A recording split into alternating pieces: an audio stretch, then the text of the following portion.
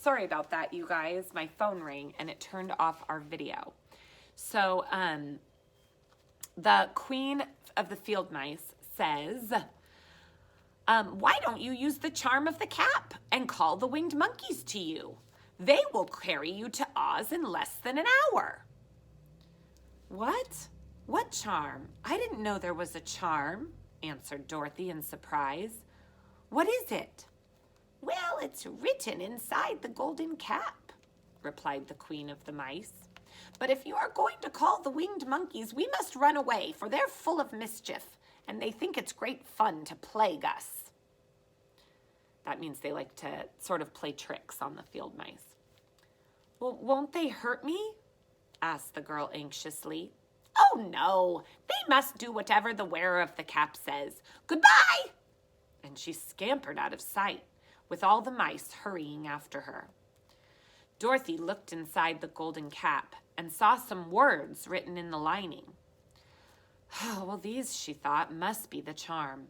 So she read the directions carefully and put the cap upon her head. Epi, peppy, khaki, she said, standing on her left foot. What did you say? Asked the Scarecrow, who had no idea what Dorothy was doing. Hillo, hollow, hello, Dorothy went on, standing this time on her right foot. Hello, replied the Tin Woodman calmly. Zizzy, zuzzy, zick, said Dorothy, who was now standing on both feet. This ended the charm, and they heard a great chattering and flapping of wings as the band of winged monkeys flew up to them. The king bowed low before Dorothy and asked, What is your command? Well, we wish to go to the Emerald City, said the child, and we've lost our way. We will carry you, replied the king.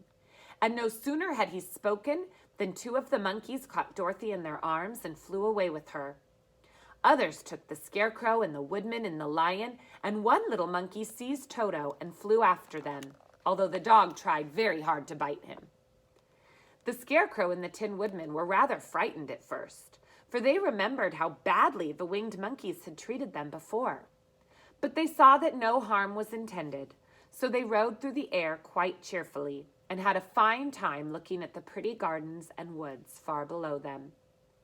Dorothy found herself riding easily between two of the biggest monkeys, one of them the king himself. They had made a chair of their hands and were careful not to hurt her. Can I ask, why do you have to obey the charm of the golden cap? Dorothy asked. Oh, well, that's a long story, answered the king with a laugh. But as we have a long journey before us, I'll pass the time by telling you about it if you wish. Oh, I shall be very glad to hear it, she replied. Well, once, began the leader, we were free monkeys, living happily in a great forest, flying from tree to tree, eating nuts and fruits, and doing as we pleased, without having to call upon anybody. Perhaps some of us were rather too full of mischief at times, flying down to pull the tails of animals that had no wings, chasing birds, throwing nuts at people who walked in the forest. But we were careless and happy and full of fun, and we enjoyed every minute of every day. Well, this was many years ago, long before Oz came out of the clouds to rule over us.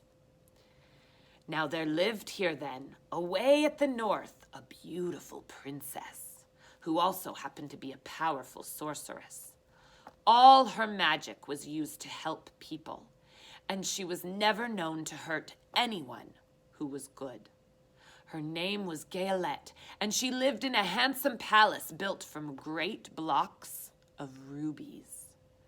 Everyone loved her, but her greatest sorrow was that she could find no one to love in return, since all the men were too stupid and ugly to be with, and she was so beautiful and wise. At last, however, she found a boy who was handsome and manly and wise beyond his years. Gayelette made up her mind that when he grew to be a man, she would make him her husband. So she took him to her ruby castle and used all her magic powers to make him strong and good and lovely, as any woman could wish. When he grew up, his name was Quelala, and he was said to be the best and wisest man in the land. And his beauty was so great that Gaelette loved him dearly and made everything ready for the wedding. Well, my grandfather was at this time the king of the winged monkeys, and they lived in the forest near Gaelette's palace. Oh, and that old fellow loved a joke better than a good dinner. Well, one day, just before the wedding, my grandfather was flying out with his band of monkeys when he saw Quelala walking beside the river. Quelala was dressed in a rich costume of pink silk and purple velvet, and my grandfather thought he would see what he could do. At his word, the band of monkeys flew down. They grabbed Quelala, carried him in their arms until they were over the middle of the river, and they dropped him in the water. "Swim out, my fine fellow, ha, ha, ha," cried my grandfather, "and see if the water has ruined your lovely clothes." Quelala was much too wise not to swim, and he was not in the least spoiled by all his good fortune. He laughed when he came to the top of the water, and he swam into shore. But when the sorceress Gaelette came running out and found that he had ruined his beautiful silk and velvet outfit by the river, she was angry. The princess knew, of course, who did it. She called on all the winged monkeys to be brought before her. And she said at first that their wings should be tied, and they should be treated just as they had treated Quelala and dropped in the river. But my grandfather pleaded hard, for he knew that the monkeys would drown in the river if their wings were tied. And Quelala tried to explain that it had just been a funny prank. So Gaelette finally spared them, on condition that the winged monkeys should forever after do 3 times the bidding of the owner of the golden cap. This cap was made for a wedding present to Quelala, and it is said to have cost the princess half her kingdom. Of course, my grandfather and all the other monkeys at once agreed to this condition, and that's now why it happens that we are 3 times the slaves to the owner of the golden cap, whoever it may be. "Oh, well, what became of them?" asked Dorothy, who was greatly interested in the story. "Well, Quelala, being the first owner of the golden cap," replied the monkey, "was the first to lay his wishes upon us. As his bride could not bear the sight of us, he called for us all in the forest after he had married her, and ordered us to keep where she could never see us again, which we were glad to do, for we were all afraid of her anyway. Well, this was all we ever had to do until the golden cap fell into the hands of the Wicked Witch of the West, who made us enslave the Winkies and afterward drive Oz out of the land of the West himself. Now the golden cap is yours, and 3 times you have the right to lay your wishes upon us."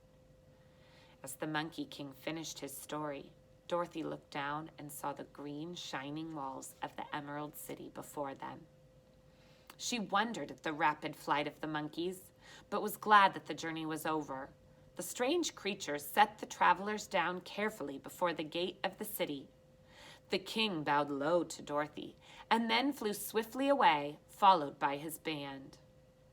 "That was a very good ride," said the little girl. "Yes, and a quick way out of our troubles," replied the lion. "How lucky it is that you brought that wonderful cap." And here's the King of the Monkeys.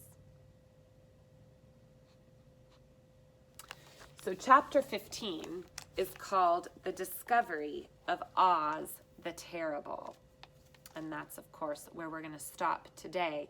Now, there are no pictures from the story of this part because or from the movie, I'm sorry, because in the movie, the characters just walk back to the Emerald City. So they do not need to be carried through the Winkies land by the winged monkeys. But let's look in the picture book, because like I said, sometimes the picture book has a little bit more. And it only has one picture, and it's a picture of the winged monkeys carrying all of our characters. So it starts in the front with Dorothy being carried. She's got the golden cap on. And then there's the lion and the Tin Woodman and the Scarecrow and little Toto. And the winged monkeys tell the story of how they came to be imprisoned, sort of, with this golden cap. Now, in the movie, the winged monkeys are these blue creatures. There's one right there in this picture. And they actually just work for the Wicked Witch in the movie. And they're actually played by real humans. So they were played by real actors. And these actors, of course, had to go through lots of makeup and costume to end up looking like a winged monkey. So that's where we're going to stop. I will see you next time for chapter 15, which, like I said, is called The Discovery of Oz the Terrible. Interesting. All right. So thank you for joining me, little Winkies or Munchkins, whichever you choose to be called, or maybe you're a winged monkey. And I'll see you next time. There's no place like home.